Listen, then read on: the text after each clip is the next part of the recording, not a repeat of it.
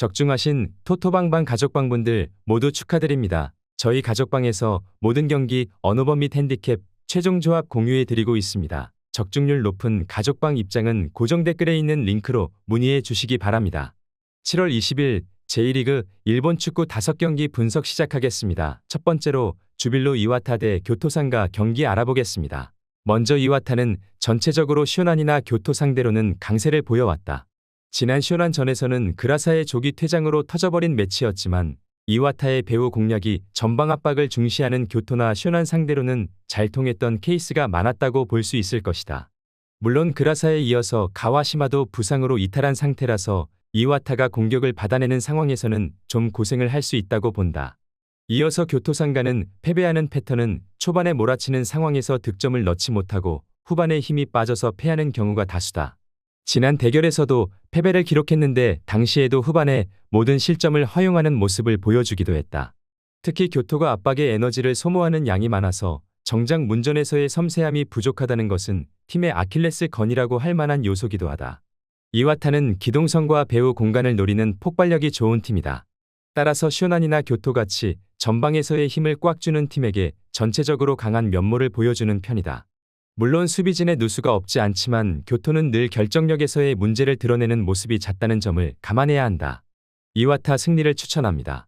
두 번째로 세레소 오사카 대 알비렉스 니가타 경기 알아보겠습니다. 먼저 세레소는 니가타를 상대로는 전체적으로 상성이 좋다. 세레소가 단단한 코어와 역습 성향을 보여줄 때 강력한 편이라서 니가타의 높은 점유율을 저격할 수 있을 만한 조건은 갖추고 있는 셈이다. 다만 16골을 넣고 있는 세아라 말고는 명확한 득점원이 없다는 점이 단점이다. 당장 득점 2위 선수들의 골은 2골에 불과한 모습이다. 득점에서의 꾸준함은 있지만 최다 득점 순위에서는 11호 딱 중위권 수준인 이유기도 하다. 이어서 니가타는 지난 시즌과 달라진 점은 수비력의 약화로 볼 수 있다. 사실 지난 시즌에도 점유를 많이 가져간 것은 같았지만 안정성이 좋았던 지난 시즌과는 달리 올 시즌에는 내주는 기회의 허용률이 4번째로 높아지는 모습이 되었다.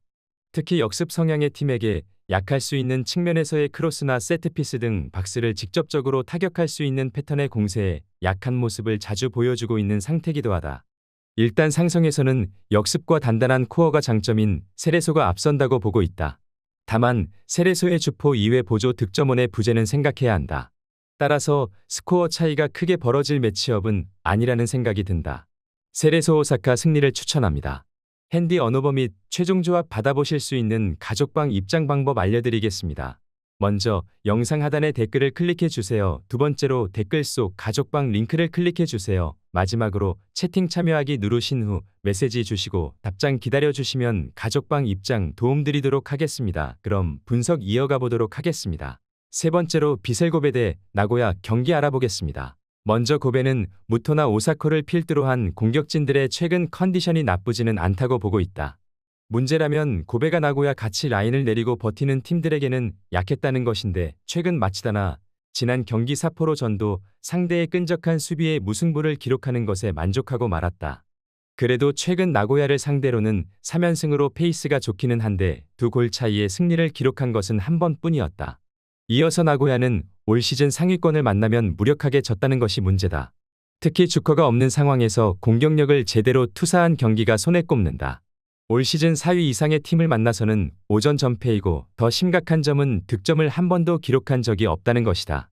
아무래도 강호들의 공세를 90분 내내 막아세우는 것은 아무리 수비가 강한 나고야 입장에서도 어려운 일인 것으로 보인다. 나고야가 강팀들이 밀어붙이는 상황에서 쉽게 무너지는 모습을 보이고 있다. 물론 고베가 라인을 다소 내리고 신중하게 운영하는 성향의 팀에게는 약했던 편이라는 점은 감안해야 하는 매치업으로 보고 있다. 비셀고베 승리를 추천합니다. 네 번째로 아비스파 후쿠오카 대 도쿄베르디 경기 알아보겠습니다. 먼저 후쿠오카는 전반적으로 베르디와의 경기에서는 팽팽한 흐름이 이어지던 편이었다. 특히 베르디가 공을 잡은 상황에서도 후쿠오카가 이를 버티는 능력이 뛰어난 편이었기 때문에 공격 스탯에서는 뒤져도 후쿠오카가 실리적인 결과는 챙길 수 있었던 편이다. 물론 후쿠오카의 낮은 라인은 공격 상황에서는 오히려 방해가 되는 경우가 잦은 편이기도 하고 웰링턴의 부상 등으로 인해서 후쿠오카의 공격 성적도 확신하기는 어렵다. 이어서 베르디는 라인을 굳건히 굳히고 버텨내는 팀에게는 약하다. 지난 마치다 상대로도 공격 스탯은 전부 앞섰지만 정작 최전방 공격수들이 부진하면서 패배를 기록하기도 했다.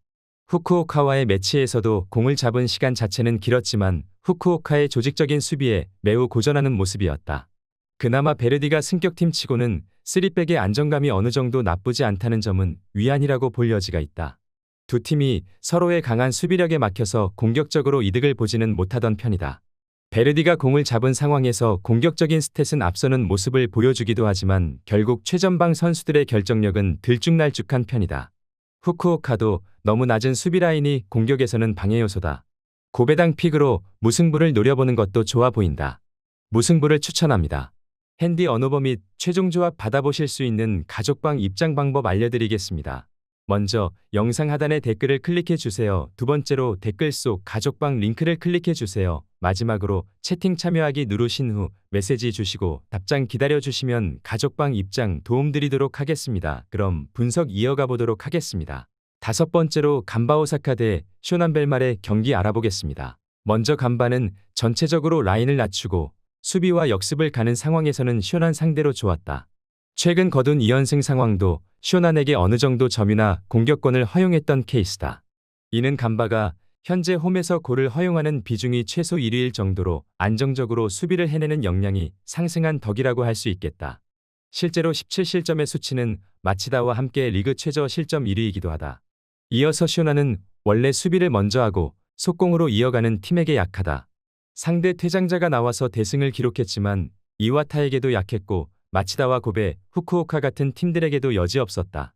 특히 쇼난이 전반부터 상대 진영을 넘나드는 것을 서슴지 않을 정도로 활동량을 높게 가져가는 편인데 이 때문에 힘이 빠진 후반전은 전반에 비해서 실점률이 2배 늘어나는 모습을 보여주기도 한다.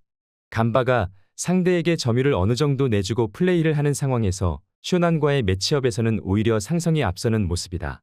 간바의 수비가 그만큼 안정세에 들어와 있는 상황이고 쇼난도 상대 진영을 빠르게 넘나드는 에너지 레벨 소모가 후반전에는 상당히 실점이 늘어나는 데 기여하고 있는 모습이기도 하다. 간바 오사카 승리를 추천합니다.